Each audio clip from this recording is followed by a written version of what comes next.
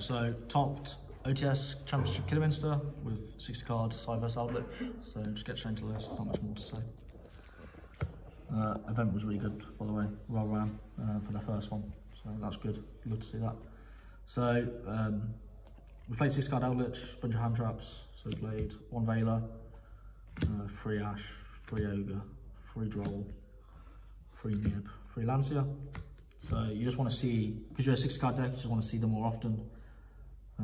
And these are just the best ones. These are the highest impact ones. This is good for Faithful, this is just good all round. This is for Celine combo. It's pretty simple. And then with the Eldlich deck, so we just play a bunch of engines. So we play the 1 Lord. There's no reason why you play 2. It's just, you never want to see this card. This card's a brick. And then we played the Brave stuff. So we played the Griffin and the Free Temple, because you just want to see this card every single game. So the highest win rate cards in the deck.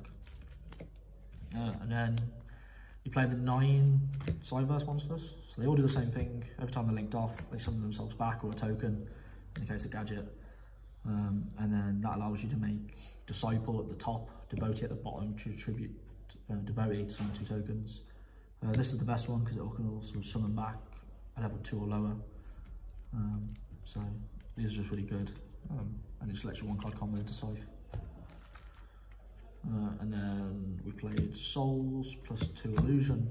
So this card's broken, like with the Brave token stuff, because you have 2 spells you're always like semi-dead, and you either just get more hand traps and like into your Eldlich package. So be able to just pitch both off, and then especially with the equip spell, being able to go back is just really strong.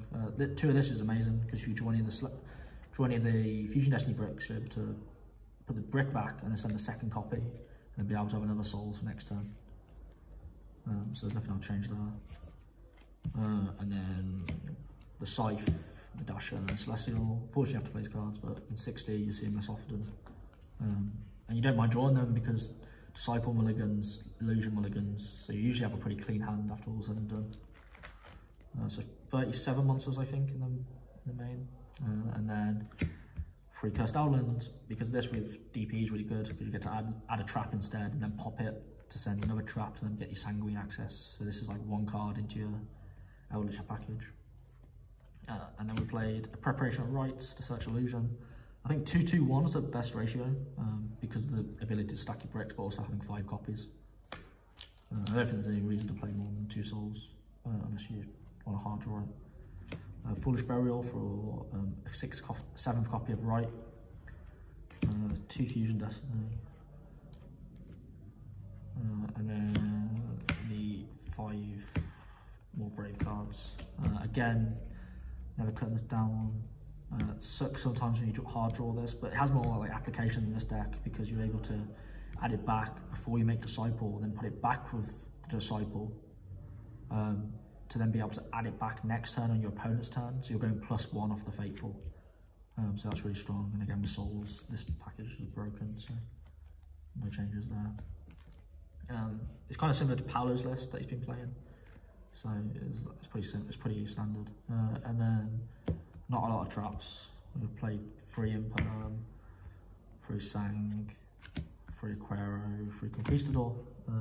So this is just pretty standard in terms of Eldlich cards. I don't want to see this as often, so I don't mind just playing 2. And this was like a sort of meta choice for the event in terms of Flunder being super popular. And this deck having a bad Flunder matchup. So 6 cards in the main. And then extra deck. Again, like the power in this deck is like in the extra. So obviously Phoenix Destroyer, this card should be banned. It's too good. I played 2 Verte. So there's enough space in the extra, you can get away with playing the 2nd. So sometimes I'll just go summon Nib or Imperm it, and then because you're grinding all the time, because you have Eldlich traps, you can just make a 2nd one and get your DP out anyway. And it comes up, the 2nd one comes up so much, I rate it often. And then we played Devotee, because it's part of the combo. The first effect is mandatory, and it comes up twice, so you're able to make it under Dagda and then trigger the Dagda that way. So you don't need any other cards other than just 1 Cyberse.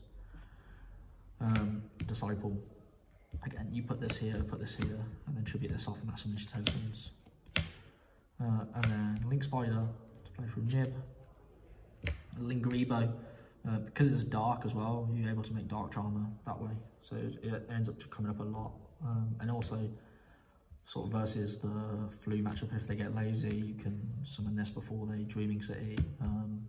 It has a lot of applications. It lets you go for game a lot of the time and not be scared of like Impan. Celine access code. Again, you play the Hulk of Fireaxe as well as part of this package. This lets you just put the damage on board because you struggle with the little bodies.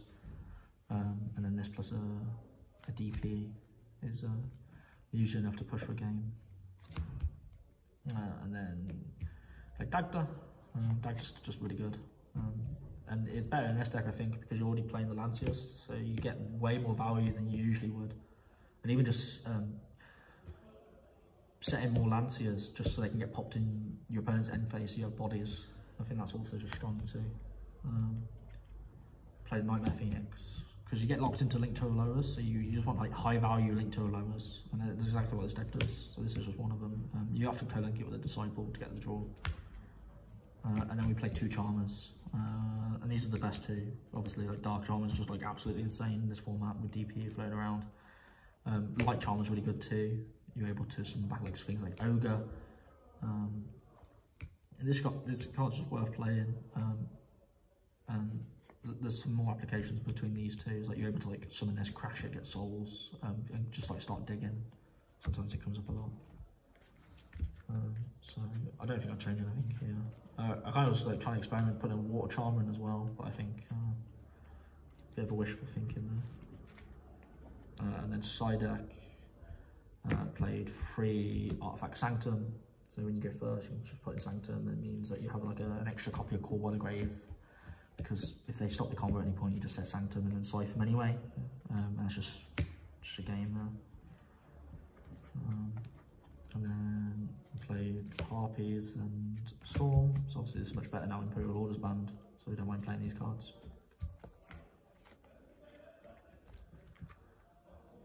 And then we just played more going second cards, so you take out like Scythe, so you take out one copy of each Golden Land Trap. You just want to like make sure that you were able to not get FTK'd, because a lot of the boards at the moment are FTKs. So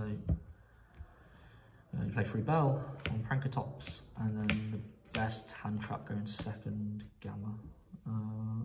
So again, you just bump up your hand trap count to a point where you're drawing like 2 so often, even in 60, and like you think like, oh, if you're playing a 6-card deck, then like you're not drawing hand traps enough, but it just comes up so often. So again, side deck is something probably to look into depending on the event, but I think it was fine here. Again, deck performed really well for event. A few shout out to Geek Street Kidderminster for a good event. Again, it's their first one, so but it was run quite smoothly. Shout out to Chinwagon for the theory. Shout out to Callum Cook. What you're saying, and then yeah, nice event. Cool. Thank you.